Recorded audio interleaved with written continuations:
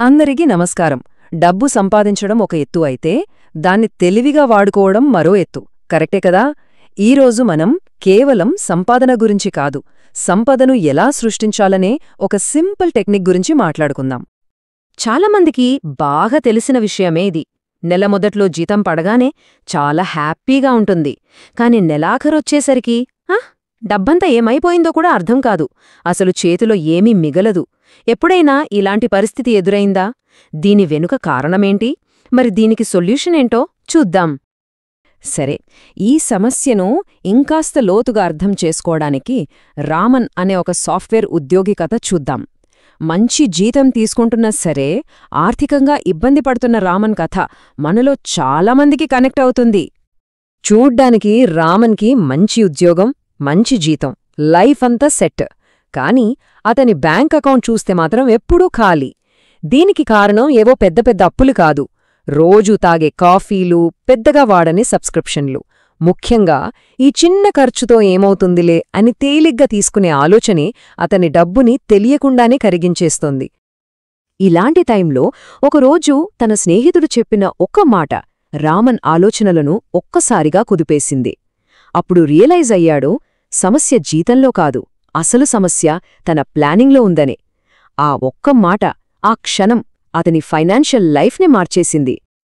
ఆ ఆలోచనతోనే రామన్ ఒక పవర్ఫుల్, ఇంకా చాలా చాలా సింపుల్ అయిన ఫైనాన్షియల్ రూల్ని తెలుసుకున్నాడు. అదే ఈ 50-30-20 నియమం.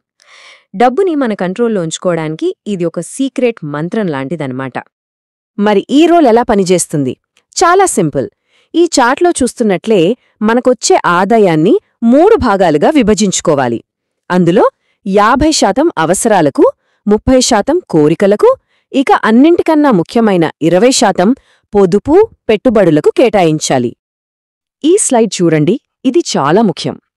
ఎడమవైపు ఉన్నవి అవసరాలు, అంటే మనం బ్రతకడానికి తప్పనిసరి అయినవి, ఇంటి అద్దె, నిత్యావసరాలు లాంటివి. ఇక కుడివైపు ఉన్నవి కోరికలు, అంటే బయట భోజనం, షాపింగ్ లాంటివి. ఈ రెండింటి మధ్య తేడాను స్పష్టంగా అర్థం చేసుకోవడమే ఫైనాన్షియల్ డిసిప్లిన్కి మొదటి మెట్టు. సరే, రూల్ అయితే బాగుంది. కాని దీన్ని ఆచరణలో పెట్టడం ఎలా? కేవలం 3 సింపుల్ స్టెప్స్తో ఎవరైనా సరే తమ ఫైనాన్షియల్ లైఫ్ను తమ కంట్రోల్లోకి తీసుకోవచ్చు.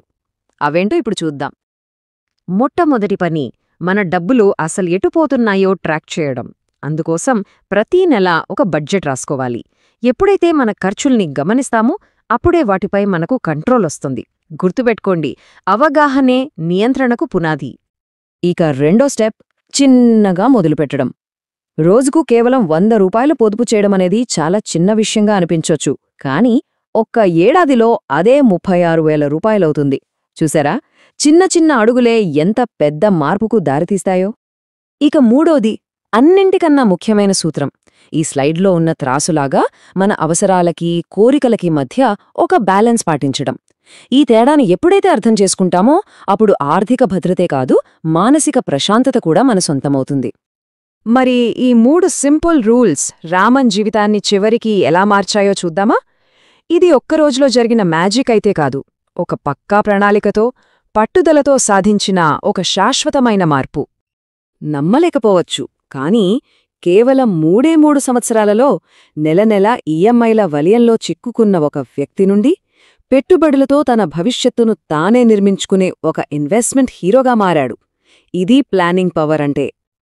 ఇక్కడ మనం గుర్తుపెట్టుకోవాల్సిన ఒకే ఒక్క ముఖ్యమైన విషయమేంటంటే, ఉద్యోగాలు, సంపాదన ఈరోజు ఉండొచ్చు, రేపు పోవచ్చు. కాని ఒక పటిష్టమైన ఆర్థిక ప్రణాళిక మాత్రమే మనకు జీవితాంతం తోడుండే భద్రతనిస్తుంది.